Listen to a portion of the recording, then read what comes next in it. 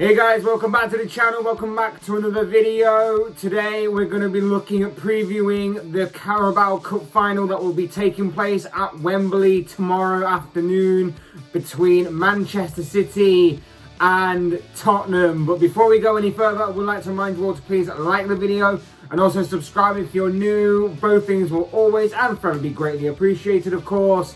But for now, let's get back to talking about the Carabao Cup Final. And look, whatever you think about this competition, you have to admit that there is a bit of intrigue and a bit of interest surrounding tomorrow's fixture than there was 6 days ago, for example, or maybe even ever, because this is going to be a pretty big and historic cup final one way or the other. Manchester City taking on Tottenham. What would have been Super League encounter had those plans, had those greedy, selfish billionaires had their way and had this whole thing not fallen through. A game that at the beginning of the week had zero, none, nil, nothing, nada, nothing, zero interest for a cup final due to both teams, like I say, being involved in this Super League game, in this Super League encounter, in this Super League sort of plan, making domestic cups seem completely pointless and non-important. But since those plans have collapsed, fallen through, near enough vanished, apart from obviously Florentino Perez's resilience to make them actually go through into becoming a reality, and football in the Premier League getting back to some sort of normality, this game is now bringing with it some sort of importance back, some sort of intrigue back into it, and the first chance, of course, of some real silverware for this season. For Manchester City, they'll be looking for a response from last week's defeat to Chelsea in the FA Cup. The Blues, of course, shattered City's dreams of what would have been a phenomenal quadruple, had it come off, of course, with a 1-0 victory over Pep Guardiola's side in the semi-final of the FA Cup last week at Wembley. City went on to redeem themselves in the Premier League with a midweek victory over Aston Villa. But City and Pep Guardiola will be eyeing this competition once again to not only make up for last week's defeat, and not only because their quadruple dreams have now been reduced to the dreams of winning a triple, but to also win this competition for the 4th time in a row and their 8th time overall, equaling Liverpool's record of 8 League Cup triumphs, who are of course the most successful team in this competition.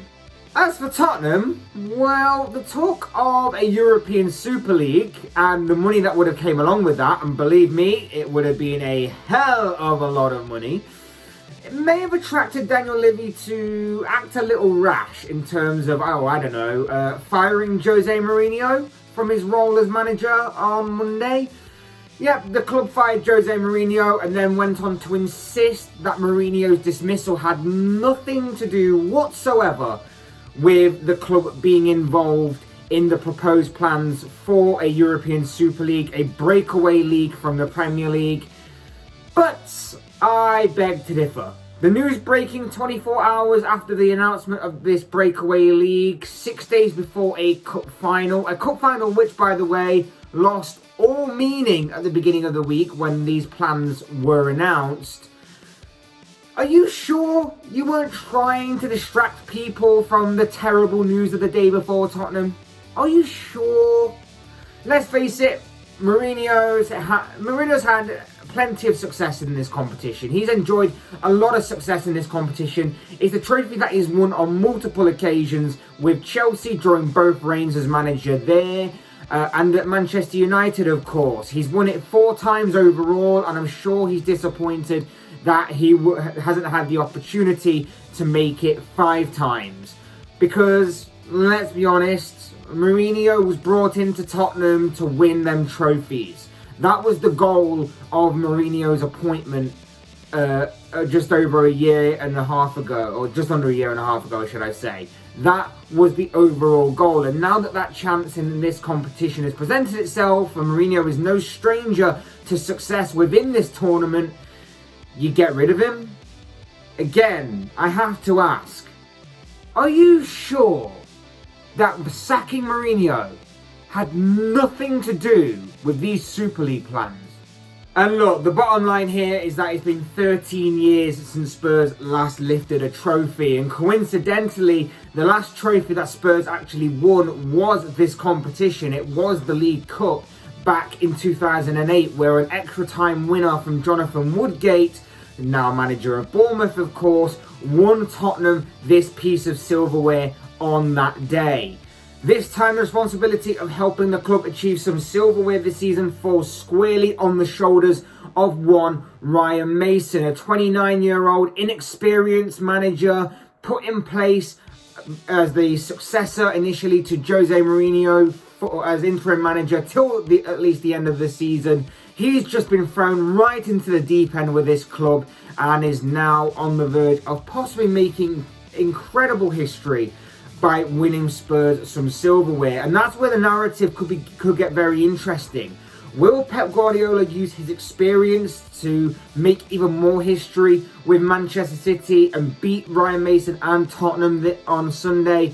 Or will Mason somehow manage to overthrow Guardiola and Manchester City and give Spurs and their fans at least something or some reason to celebrate in a season in which has been quite underwhelming and frustrating for Spurs and their fan base?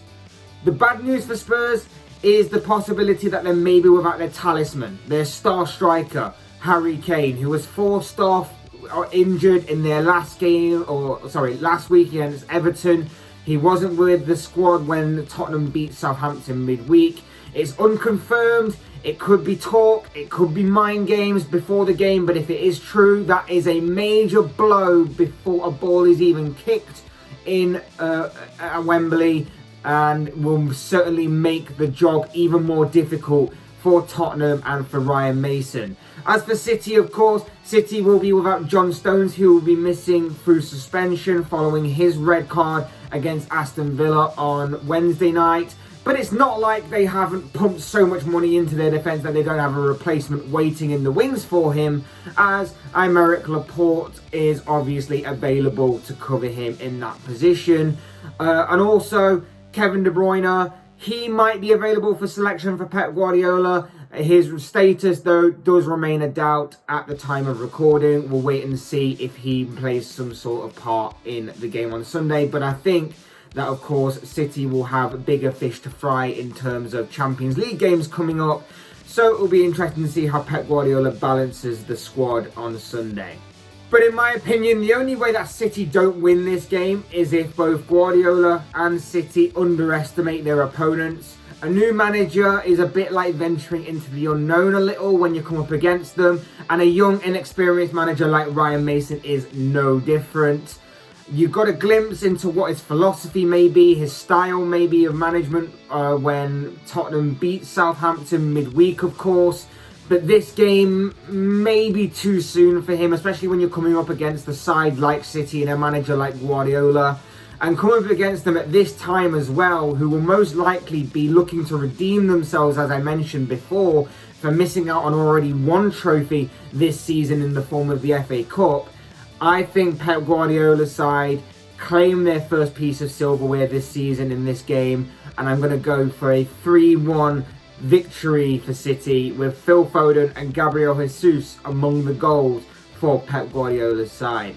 But of course, as I always say, these are just the thoughts, comments, opinions of this guy. I want to know what you guys think down in the comment section below. Who do you think wins the silverware on Sunday? How do you think the game will go on Sunday? What do you make of both teams? What do you make of Ryan Mason's appointment, Jose Mourinho sacking? All these things that are going into and around this game. I'd love to know your thoughts, comments, opinions, predictions, whatever you want to call them, down in the comment section below. I'm sure they'll all make for interesting reading. Otherwise, hit the like button on the way if you enjoyed the video. Subscribe if you're new or want to see more content like this. Both things will always and forever be greatly appreciated. And as always, thank you all so much for watching and listening. I've been Fletch, This has been another Flesh Talks video, and I will see and speak with you all again soon in another video.